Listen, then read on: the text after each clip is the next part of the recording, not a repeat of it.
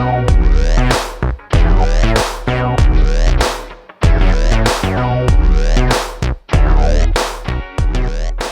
listening to the PR Wind Down Podcast, the show for public relations professionals who are ready to see real change in the PR industry.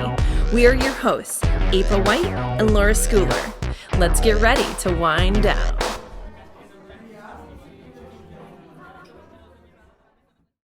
So today's What Not to Do from PR pros who know is don't equate PR with sales. And this is more of a PR don't for clients, I would say. And don't expect media hits to generate massive sales for your business. Right. This would be clients. So how do we talk about this for our listeners who are more likely probably people in PR? Right. And I think that the main thing here is to be able to manage back effectively with clients who do think that PR is going to be a direct lift on sales. Which isn't to say that there isn't a correlation and that it's not important. It's just that making PR be a direct link to sales is a little bit like asking David Blaine to have a direct impact on your bottom line. I mean, PR is magic. It's this brand reputation management, credibility building. And yes, there can be a direct impact on sales. And sometimes that happens for people. They get a story and all of a sudden everybody sees it at once. But I think the important thing to remember is that not everybody is reading all the same things like they did in the past. Right. So it's not as though I'm on the Wall Street Journal and now everybody's going to come buy my book. Because not everybody's going to see the Wall Street Journal article the day it runs. Right. There's not just, 4 networks and a local news station. Right. So it's more about being everywhere so people start to have that name recognition and say, oh yeah, I've heard of that product. I've heard of that tech solution. I've heard of that SaaS platform. You know? Right. So that's the other thing I was going to say. You also have to divide it between consumer PR and like business to business PR. Those are the broad buckets, right? So consumer PR may have a direct impact on, are people going to click through and buy that product, that lipstick, whatever it is. With B2B, it's even further tangential. People aren't going to be like, oh, I'll name a company I used to work for, PricewaterhouseCoopers. Look, they're one of the partners is in the paper. I think I'll give them $10 million to audit my company. I mean, it just never works that way. Right. So it works that way less with consumer, and it like maybe 0.001% of the time works with B2B. So there's 2 things. I've worked in, business PR for a long time, and clients wanted to not necessarily equate sales, but add value. Tell me how much advertising dollars this was worth that we got these, 5 articles on the launch of our reports or a new product. But you always do it because you have to do it, but it doesn't mean anything because advertisements are not articles and never the twain shall meet. Now, in this world that we live in where there are a lot more advertorials or sponsored content, that's a third thing. That's also totally different from an advertisement and an article. So trying to equate a pure PR article to any sort of paid advertisement is just, to me, never made sense. Well, and I think the thing to keep in mind for clients that we can remind them of is that how often do you see an ad and then go, oh, I gotta go buy that? Or same thing, right? How often do you see an article and think, oh, I've got to go buy that? Right. But I will say I have used articles as research when looking for something to see in a listicle where something falls under it, what they say about it. Okay, that fits my budget. That fits what I'm looking for. Great. That's the best option. Yep. The same way you'd use consumer reports. That is where consumer and B2B PR are very similar, because that is the reason many cases for B2B PR are because people will research your company if they're thinking of buying your service or whatever, or working there or whatever the case, or partnering with you. And when they see those articles, then they'll say, oh, look at this smart positioning or the smart things that this partner had to say, or, you know, where they were speaking, or that whatever it is. So it's similar. It is like shopping after the fact, but it's usually, you know, within the next 3 to 12 months that somebody will see that article, and it's a reputation builder. Right. And then 3 months from now, when I remember that I actually want to buy something like that, I go do it. And you can't sort of measure or judge one through the other. You can't judge PR through the eyes of advertising. You can't judge social media through the eyes of PR. Right. Yeah. But it is frustrating for clients who are trying, and we have to, I think, understand this as practitioners too, who are able to say, okay, there's a direct ROI here, so why would I spend money in PR when, if I know I spend $4,000 on digital advertising on Facebook, I get $6,000 in sales. So let's be honest, right? So you have this discussion where, well, it takes time and it builds up, and it's a marathon, not a sprint, and this whole thing. And they all say, and then a week later, they're like, why isn't it working? So especially when it's like a smaller company or a startup type company, they don't have the money and the time to like spend months and years where, like, you know, a big company may. So what do you do in that case? I think you can remind them that they can advertise the placements that we get.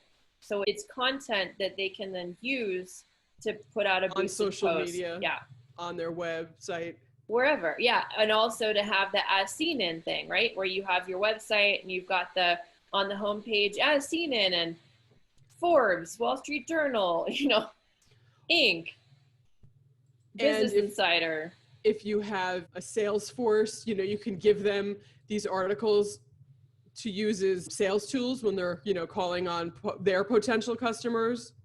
Depending on what it is, absolutely. So the other, and maybe my last final thought on this, is you just have to keep moving. And I think the more ideas that you come to the table with and the more results you get, it enables you to sort of continuing to extend your relationship with that client, so that eventually you've been with them long enough that they start to really see the fruits of your labor. But you really have to work very hard to keep that momentum going, you know, especially in the beginning of a relationship, month after month after month after month.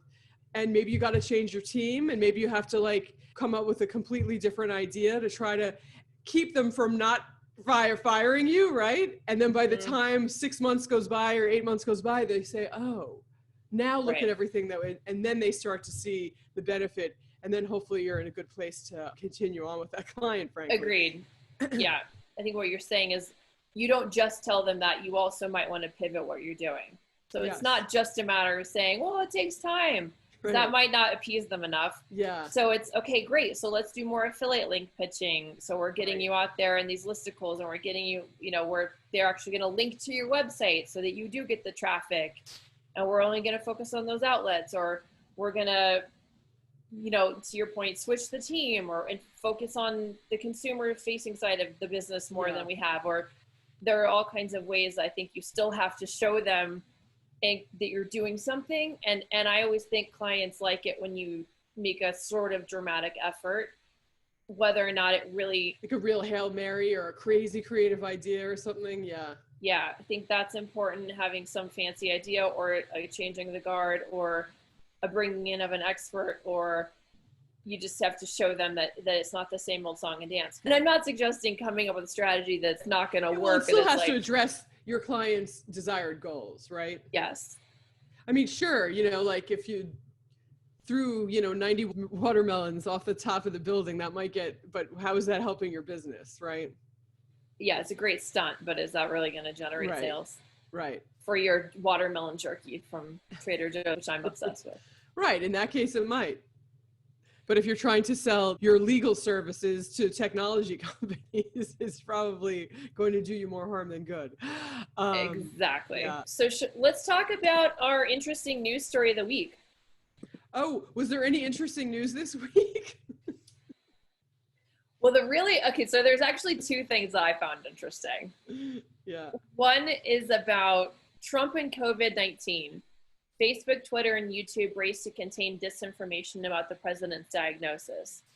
So right after he was diagnosed with COVID, which is just still insane, I can't get over it, there was a flood of outright falsehoods, according to this news story, that were challenged by Facebook, Twitter, and YouTube, where they're trying to keep up with this relentless misinformation with election day, just weeks away at this point.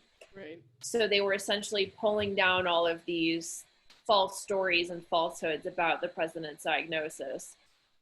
And I think while that's not necessarily a direct PR story, I still think it's very interesting that the social media companies are doing fact checking essentially and then censoring based on fact checking.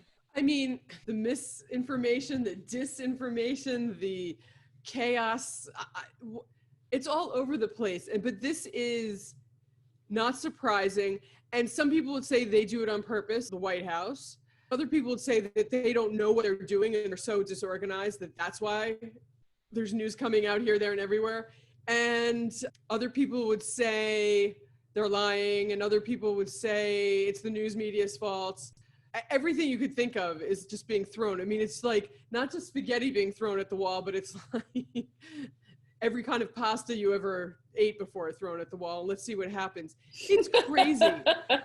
And so rigatoni, penne. Right, we've got ziti just flying lasagna. Like all over.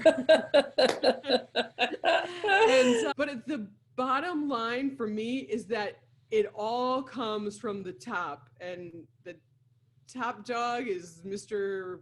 President Donald Trump. So whatever confusion or chaos there is, and from whatever source it's from, it's all generated from his giant ego aura. Ego aura? Did you make that up? I just did. It's a great term. Yes, I have a slightly different reaction to it, which is interesting. I don't like the idea of social media censoring things based on fact checking, because I think it sets a very bad precedence. As we know, facts, from being in PR, right? You can spin facts all kinds of ways you want, and statistics all kinds of ways you want. And we've gotten very good at doing that, right? Where you find a research study and it's like, well, that's not really interesting, and this isn't really interesting. But if I spin it this way and put the statistic in this context and fold it into this kind of an angle with this kind of a headline, then it tells the story we want it to tell. I think it sets a dangerous precedent for social media to be censoring things, because God forbid the tables turn and it's the other way around and they're censoring things out that we need to get out about underprivileged communities, or right. We would rue the day that we were okay with it when it was something we disagreed with, and then we grandfather in that terrible precedent, and then it comes around to bite us in the butt. I just think it's not, I'm not a fan of that. So you're just saying, in terms of like, you can't, if you censor one thing, you have to censor everything, or who knows if you censor this one thing, how that's going to like affect down the line. I'm not for censorship either. It seems like isn't censorship something that the left has always been so I know against, and suddenly we're for it. It just feels like, yo, it's so weird. Think it's the new generation of leftists who are doing this with the intention of protecting people who have not been able to protect themselves or get a leg up. And so that is definitely, like, in my mind, a left-wing, a democratic, whatever idea in terms of rooting or trying to help the underdog. It makes it hard to exist as somebody who's over, 30 years old, though, because you don't know what you can and can't say, even if you're not trying. So you really have to go out there and be educated about it, especially if you're in communications and in PR. And doesn't mean you have to buy into all of it, but you have to be cognizant of all of it so that you know how to communicate effectively. I guess the only other thing to take into account is the ethics of it as a publicist. I think we all need to think about if what we're promoting is the world we want to live in. And I think if we're promoting something that we see has a downside and we're just doing it anyway, we might want to question whether or not it's really a good client fit for us. You know, if you're an agency owner like me, maybe we have to think about if we want to actually represent somebody who is in favor of censorship or something like that, if it's something we disagree with personally. So I think, you know, if you don't agree with it, maybe playing into that trend isn't really doing you any, even if it gets you press, maybe we need to think about the greater good and if that's really serving. Well, right, you can't the be future of America and our children and our children's children. Is that really the world we want to create for them in the sake of getting a press hit? Well, and also, I mean, I'm thinking in terms of you as a, you know, small business owner, you can't be all things to all people. Mm-mm. So, you know, maybe there are those businesses that can cater to this, you know, new generation, whatever you want to call it, or this new way of thinking. And then there's other businesses that would cater to different ways of thinking. I mean, that's not new. So the other interesting story that came up just today, actually, was that the Proud Boys hashtag after the presidential debate has been hijacked by the gay community. So they're posting all of their photos of like their fabulous weekends and their fabulous families. And they're What's like, the hashtag? Is it Proud Boys? I think it's just hashtag Proud Boys. And they've just taken it over, which is hilarious. I guess this is the second time in recent months that a hashtag's been taken over like that. But I think it's so funny. So yeah, when K-pop fans took over White Lives Matter and other anti-Black hashtags with memes and fan cams of their favorite stars.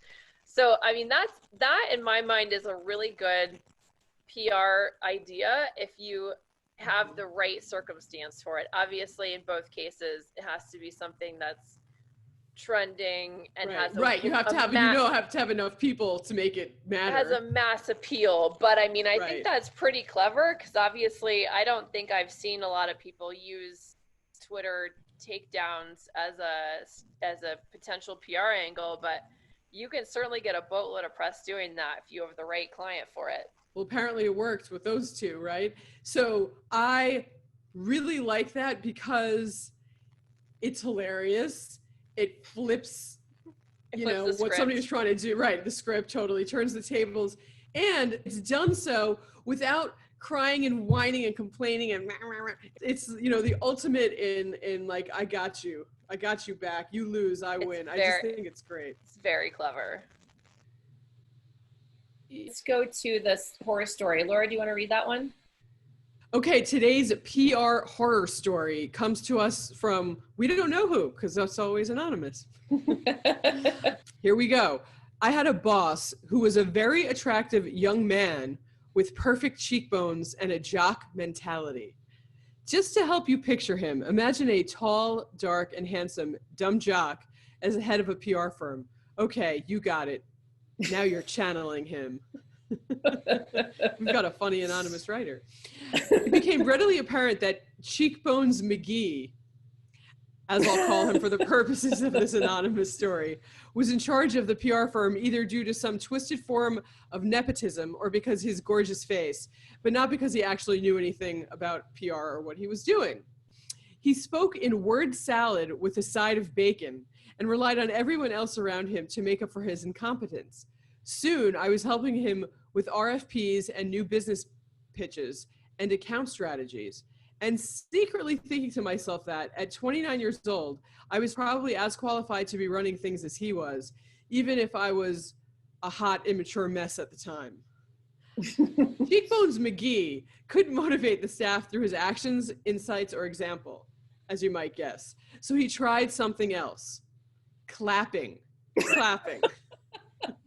And I mean that big cupped hands, dugout style coach clapping. The loud, round sounding sports clapping that goes on for far too long. I guess like.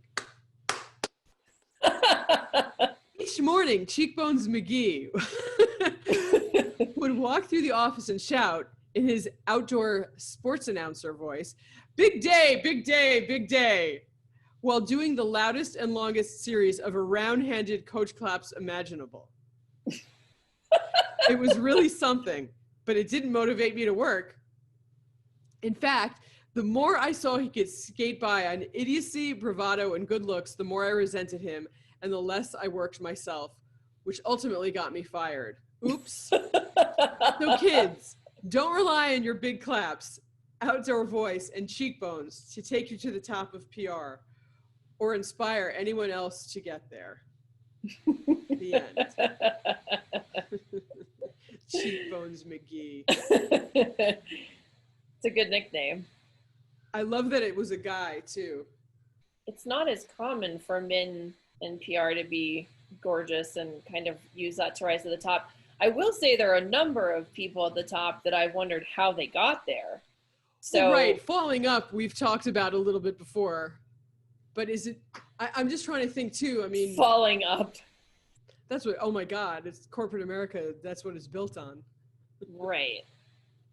More often than not, it's also the worst they treat people around them. They just, nobody wants to fire anybody anymore. So they like kind of get moved over and up and over and up. And all of a sudden they're like, you know, running PR for the biggest company on the planet. And you're like, oh my God, how? Everybody hated them. And they weren't even really that good. They weren't bad, but they weren't like so amazing that they should be making, you know, $1 million a year or whatever. Yeah. Yeah, and sometimes, and I've seen bravado do it, so maybe in this case it wasn't the good looks as much as it was the confidence and the bravado and that sort of demeanor. I've never had an experience quite like that. It's a first. It's a first on this show. I love it. I love first. So is there any industry issue the story raises, or any advice or insights we have for our listeners based on this story? I mean, the story kind of had some advice in it, funny enough. Right. Well, so let's look at, how about the aspect where this person who wrote in resented them more and ended up getting fired. What about that aspect of the tale? That's a first as well. I think that is really interesting. I have seen young professionals come into an agency and be really excited to be there and have high hopes for what they were going to accomplish, and then within a matter of months, they've gone from being this highly motivated, you know, rosy-cheeked, rose glasses wearing professionals just in it to win it, and will work 12-hour days and never break a sweat or cry a tear or say a bad word, and then and then it seems that almost all at once there's like this flipping where suddenly they are sour on the firm and sour on their job, and I've been one of those people, so I completely get it. Where, I mean, that's not a criticism of young professionals, is it? It's more of a commentary on the industry. For me. Well, and I think that, because I started a PR firm job a million years ago, that I was like, oh my God, this is going to be so cool, and finally working in the big city and, you know, in an agency. And this was after I'd worked in government and politics. So I was like so excited to be like making the move, like my dream, you know, coming to fruition here. And I think that not only was the person I was working for, like, oh my God, like such a character on a Seinfeld episode, and I mean that in like the worst way. Also, I think the reality of what a PR job at a lower level is so far afield from what you like see in the movies or what you imagine it to be like or whatever, that it can be a little bit jarring. And then if you put a bad manager together with that, that's probably what happened here. Job not as good as, nowhere near as good as you thought it was going to be, plus working for a horrible person. You just got to get out of there. Yeah. And it's unfortunate because I feel like a lot of again, like junior jobs at PR agencies, you have to do it. I feel like you have to be at an agency at some point in your life if you want to be in PR. Yeah, it's most of the time not at all what you thought it was going to be. There's a lot of drudgery, making the list and, going back and forth 50 times and scheduling a meeting and scheduling it again and then scheduling it again and scheduling it again and scheduling, there's a lot of that. And you think that it's going to be this like glam thing where everybody's going to, come together and be all nice and exciting. And it so often isn't that. And there's such a big chunk of it that's account and client management. Right. And client management is not easy. No. So if you got in it just because you liked media stories and the news and you like to write, I mean, oof, if that's where it ends, then you're in trouble. So it's funny. I interviewed a while, I don't know, the past year or two, a number of young professionals in PR who had just recently gotten started. And to me, the most sort of daunting thing when I was younger was dealing with media, and it still is sometimes. And so I figured that's how they were going to respond to my question about like, what's the scariest thing about the job? Some question like that. But their answer, I think like 9 out of 10 times, was dealing with clients. They were petrified of dealing with clients. Clients are not easy. And I feel like a lot of the burden of that is put on very junior people by the senior people without the training or the advice or the insight that a junior person needs, which again goes to the fact there is not enough training at PR agencies most of the time, maybe not all of the time. Agreed. So yeah, I think so. Right. I think you're right. I think it does raise the issue that there's just not enough mentorship and good examples set by senior people in the industry. And then it leads 29 somethings, who are discovering themselves and whatever else in the world, and leads them to flame out or get fired or leave the industry or have a midlife crisis too soon or whatever happened in this case, right? Right. Or end up saying, I hate PR, when they weren't really inculcated into it. Yeah, they weren't given the best chance. Yeah. Agreed. And as a PR agency, I keep going to agency, but I think that's mostly what we're talking about here. As an owner, that's why, if you want to know why like there's such a churn or revolving door, well, that's probably partially why. Definitely. Wait, we have our guest with us, Laura. Yay, guest. Yay! We'd like to welcome our guest today, Natalie Sharma. She's the senior web designer here at Trust Relations, and then also the founder of Pixel Design Studio. We're going to discuss with her the rise of blands, which is not brands, and why disruptive startups are opting for the popular minimalist, pastel-colored, and simplified aesthetic. So I love that, blands as opposed to brands. Natalie, give us a little bit about what you're doing, some of your current projects. Yes, I'm the owner of Pixel, which is the niche design studio specializing in website design, branding, and UI design for startups and technology and software firms. Awesome. How long have you been doing that? I have been designing for more than a decade, but I've been self-employed for about 5 years. Nice. And I saw that you found an article called Welcome to Your Bland New World. Why do disruptive startups slavishly follow an identikit formula of business model, look and feel, and tone of voice? Because it works, sort of. Maybe you can kind of summarize the article for our listeners and then talk a little bit about your thoughts on it. Yeah, so this is an article by Ben Schott. It's been kind of making its way around the design community, and I feel like many designers feel the same way, and that especially startups, when they say, they're disruptors, they're disrupting the market, with their product, but they are kind of leaning towards like this formula. And in the article, that's mostly what Ben Schott talks about, is that startups they're not taking any visual risks. They kind of go to this safe place because they see a formula and they kind of want to create something that works. So when you kind of look at it, design is really part science. So if you look at the analytics, you look at the data and you see something is working. So if you course, you just kind of glom onto that and take the bits and pieces that you feel like are working the best. What's your opinion of that? So I very strongly agree. And this is kind of something in the back of my mind I've always kind of thought about, mostly because we see all these big companies, they go through big quote unquote rebrands. And more often than not, what you see is like this weird sans serif-y, blobby people type place. And everybody's just kind of, all the roads just kind of lead to that spot. And I'm glad that someone else was able to kind of put into words what I've been feeling, where everybody's just kind of playing it a little bit safe with their visuals. They're a little bit hesitant to take a risk, and it's not just the actual design, it's also their wording, it's their mission, their values. They want to disrupt but not rock the boat at the same time. So in the end it kind of leads to nobody having a real brand. Yes. So basically people, they aren't really saying anything. When I look at these things, it's like, okay, well, you got me here with your pretty visuals, because I'll admit it's all very pretty. So really it's speaking to me, but okay, of course, now they've got me there. Now what?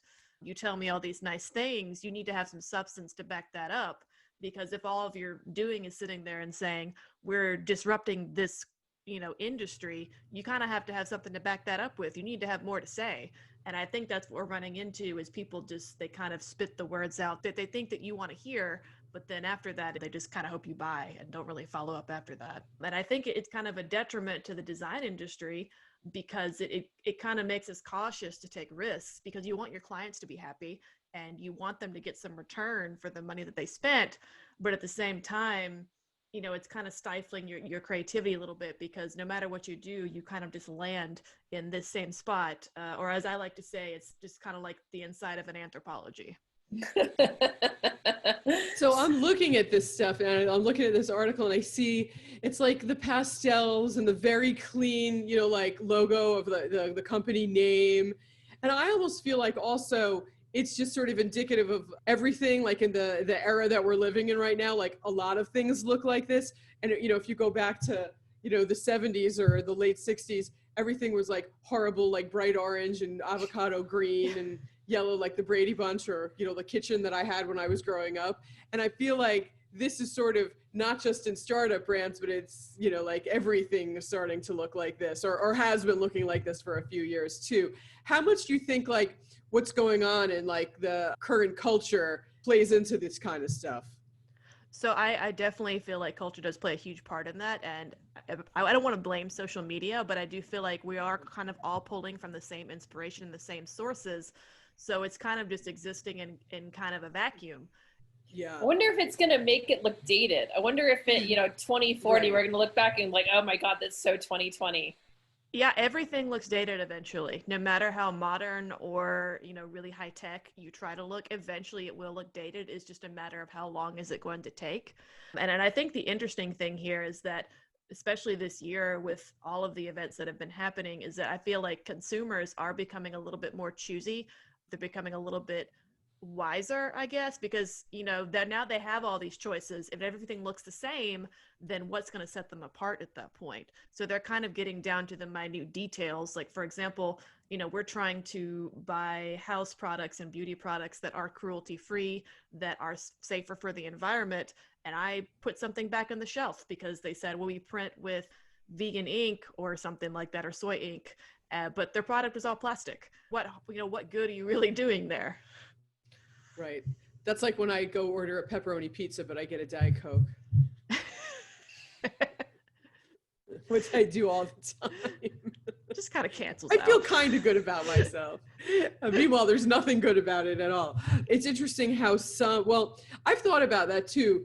Maybe it's because of my age, but I can like look back and think of like decades, like what the 70s represented, the 80s represented, even the 60s, the 50s, going back and up to the 90s. But then I feel like once I get to the year 2000, I'm like, I don't know what's different between 2004 and 2012. And I feel like things aren't as starkly different decade to decade in this millennia as they used to be. Or am I just old? No, I agree with that. And it's interesting you say that, because I've also felt that way, even about how we communicate with each other, we're kind of narrowing the gap in between not just design, but like general culture as well. It's interesting to me how we can all kind of speak the same language, not just visually, but like, we kind of speak in memes, we speak in different abbreviations, we all kind of understand each other. So it's just kind of forming into this one big culture blob, I guess, where everything is just kind of starting to look very homogenous. Mm-hmm. Yeah. So I just wonder if that also, and I'm talking about style. Yeah. Music, style, clothes look like, and it also makes an impact on design. So you think that a lot of it is because of technology and social media that's sort of making that. And I maybe, think so. Maybe all of the bad ideas of the past, 80 years, like, because I do feel like things are a little cleaner and nicer to look at. Then again, going back to like, I can't believe my parents had green, orange, yellow, and white plaid wallpaper in the kitchen that went on the ceiling. Who would ever do that? Oh, wow. Without irony. Well, maybe, I mean, is it also possible that it's just that we have unlimited media channels now, and in the past there was a way to push forward these kinds of trends that everybody would glom onto? It's the same thing we were talking about before. You get a story in the Wall Street Journal, and it used to be that everyone would read it all the same day. That's just not how it works anymore. I do strongly feel that technology can be part of it, but I don't think it's necessarily because of technology itself. I just think it's that a lot of people, even if they aren't doing or watching the same thing at the same time, they're kind of existing in the same places. So for example, like with designers, everybody kinds to tend to go on Dribble or go on Instagram, and you all kind of exist in the same sphere. And that's where you go for inspiration. That's where you go to when you're stuck and you try to get ideas. And especially right now, you can't really go out and experience anything. No. So there's no way for you to innovate as Right. much because you're kind of stuck at home. So now it's just like, okay, what can I find on the internet? Because that's really all that's available to you at this point. So what can designers do about this, Natalie? How do you push back on clients? Or, I mean, do you think you should push back on clients when they're trying to do a brand instead of a brand? So yeah, I think you just kind of have to pick your hills that you're going to die on. So at least even if the client makes some choices that do kind of fall in this bland place, you can make some bolder choices elsewhere, because it's all about balance. If you try to throw everything at it all at once, it's just a huge mess. So I think you just kind of have to say to yourself, okay, what choices can I make that will affect this overall without having to tell the client, it's like, no, I'm not doing it. I refuse to do it. Because in the end, even though we do want to, we really are speaking to the audience, not necessarily the client. The client is the one writing the check. They are the ones that you have to please. And I would encourage designers, especially young designers, to get out of the vacuum. I teach a workshop for design for developers, and I tell them this exact same thing, where you should look beyond Dribble, look beyond Instagram, look beyond your inspiration. You should get out there and experience the world, as best you can, especially right now, even just to get out of your house, look outside, or get a book with parts of the world that you've never seen before. Yep. So don't just take in the same stuff. Get in new inspiration in places that you wouldn't expect. And Yep. I think that's the most important thing. I go out and I walk my neighborhood a lot. I don't go very far anymore in New York. And it's amazing. I mean, okay, New York is different than maybe if you live, somewhere else that's suburban or rural or whatever, but I see stuff all the time still. I really think that's a great idea, what you just said. Like, you just, even if you just go out in your yard, in your town, in wherever it is that you live, because you can't really go far, you don't want to go far from home right now, it can make a big difference to how you are thinking about, everything. Because I think that your locale offers you a unique perspective. For example, I live in Jackson, Mississippi, which obviously is worlds away from New York, but that gives me a unique kind of perspective, because Not only is it in Jackson, Mississippi, I'm in the arts district. So it's this very interesting intersection of culture and different types of people all around me. So, no matter where you are, you can find that inspiration. It's just going to be very different. And that's not a bad thing. I think that can be a very good thing to harness. Speaking of which, Natalie, I had a question for you, kind of circling back to before. So have you ever had a client come to you and say, I want our website to look exactly like this competitor's website? What do you say? Yes, so this has happened multiple times. It's not every client, but I would say most clients, they come to me and say, we want to look like this competitor or this person. And I think it's because they just want to channel what that brand is doing well. And I take it as a challenge of not just, okay, let's just take what they have and just put it over here. It's looking at trends. It's looking at the specific pieces that stick out, which is normally why I ask clients to send me a couple of things. And because they're not just saying I want it to look exactly like this, there are specific things that they like about it, but they can't exactly articulate it. And so my job is to kind of look at patterns and trends across their inspiration and just pick out the pieces that they like. They like these websites because of all the white space. They don't necessarily want to look like this particular brand. They necessarily don't want to look like Airbnb. They just like particular aspects about it. Right. So the more examples you see, the more you can triangulate and say, oh, what they actually like is this kind of font and this kind of white space and this kind of color palette and this kind of. That helps them get out of that space of like, we just want to look like this. You have to like really kind of needle it and kind of pull that information out, which is why whenever clients do come to me, I always say, let's have a consultation, let's prepare. Usually about goes to 30 to 45 minutes. And it's not just about finding about what they like and don't like. It's also assessing their story, where they're coming from, and how can we mesh those things together? Because no matter how much they want to look like that other company, you have different stories. And so it's not going to work. It's like wearing a Halloween mask. It doesn't fit you. It's because it's not made for you. And so that's the thing you have to consider. I like that analogy. I remember you saying that one other time where somebody wanted to just swap out the name of a company with the same logo. And you're like, well, you can do that, but it's like the brand wearing a Halloween mask. Exactly. Yeah. Because it's all custom made, and just kind of mashing things together doesn't really work. And a logo especially should be very bespoke and special to you. I always think about how companies, they try to rebrand, and like I said, they all kind of end up in the same space, and that the danger in that is like, yes, you tried to emulate that success, but then you landed in a space that's very safe, and so now you are no longer as different or as individual. Makes a lot of sense. So I try not to argue. I think is the key, is to not argue, but to find out why do you like this in particular?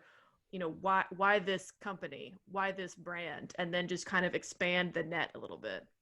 And what if it's not anything to do with how it looks, but that they just know that that company's successful and they want to just copycat it? Because I've had this happen. Spoof it, basically. To the point where it was like, well, but it looks exactly like our competitor's website, but the header isn't white like theirs. Can we make it white like theirs?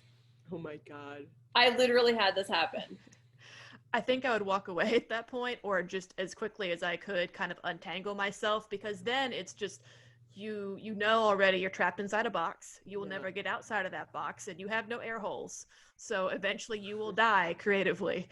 So you just kind of have to, but at some point you just kind of have to do what they ask, or look at your contract and say, oh, okay, how can I remove myself from the situation, because that is going to land you in a world of trouble.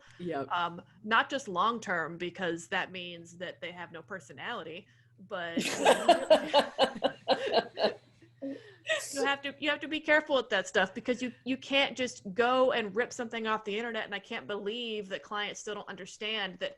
No, I cannot trace this thing that you found on Google. It doesn't work like that. That is wrong. And I think it's just a matter of educating people that it is a mistake to copycat something, not just because, they might lawyer up, but also because you're basically hitching yourself to a wagon that you think looks great, but it might end up going, to the surface of the sun, but you're too busy trying to copy everything they do. Agreed. So do you have any other final advice for our listeners about creating a brand and not a brand? Yes. So I would say always, if you are a company or business looking to up your brand or go from scratch, you need to know thyself, know thy customer, and pick the designer that style will mesh with yours, because that's going to work better for you. because you're not trying to break them to make them into something that you want. Right. So above all else, consider those three things. I like it. And any questions for us? I don't know. I guess, what is your hot take on how often and how much design affects PR? That's a really good question. It's always the totality of the branding more than it is any specific thing. So it's not that the way that you're in the weeds with the branding and the collateral and the, you know, the logo, it's not any one thing that makes or breaks PR. But I definitely have had startups come that are not there visually, and we try to pitch them. And the fact they don't have a website, or that they don't have a beautiful website, or the fact they don't have anything that makes them look like they're playing the part. Yeah, they just don't look legitimate because they don't have it. So as long as the design makes them look legitimate, I think that PR wise, you're fine. There can be little places and pockets where they haven't done a great job. Like they do have somebody's, you know, high school senior doing their social media, and that doesn't look great, but it's, you know, at least the website's there. So there are places and spaces they can get by with it. But if the whole thing is sort of that way, no way, no dice. Right. And then your confidence as a PR person is like sort of shot right out of the box when you're trying to promote them. You know, I know that you kind of have to meet the design where you are. You don't always have the biggest budget, but if you look disjointed, if you look amateur, then that's how your customers and your clients are going to see you. And no amount of PR is going to fix that. Right. Agreed. Yeah. And I think the branding is part of the same thing to do with brand management, brand reputation, building credibility. So they are intertwined in that regard. If the brand is recognized, and that goes back to the other conversation we had earlier, right, about digital advertising and all that. I mean, all has to be working together. So you have to have a synergistic approach to everything, so that if the brand is right, then it's going to actually build the credibility when you put out the ads, and the ads are going to raise awareness of the fact that that company exists. And then when you do the PR, then the media is going to say, oh yeah, I saw that in the In-Flight magazine 100 times. I guess it hasn't been written about in the press, and then they're going to write it. And so it's all about and it all tells the story, right? It all tells the ultimate story too, right? And I think this is where documentation is so important.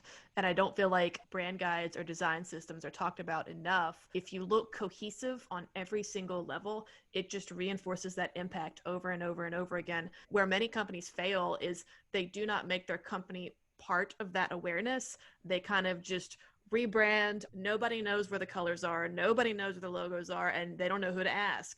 And I think that's always such a huge problem is, and if you don't share, then nobody knows. So of course, everything is kind of look sort of fractured. And I think that's the most important thing, is to always promote awareness, not only to your clients and your customers, but internally. To your own employees. Mm-hmm. All right. Well, I think it's a wrap. Thank you so much for your time, Natalie. This was really fun. Yeah, I had a great time. Thank you. Thanks for joining us today for the PR Wind Down podcast. And shout out to Natalie for taking the time to join us today. Remember, you can submit your own agency stories and questions, anonymously, of course, at the email address. Can't wait to wind down with you again next week.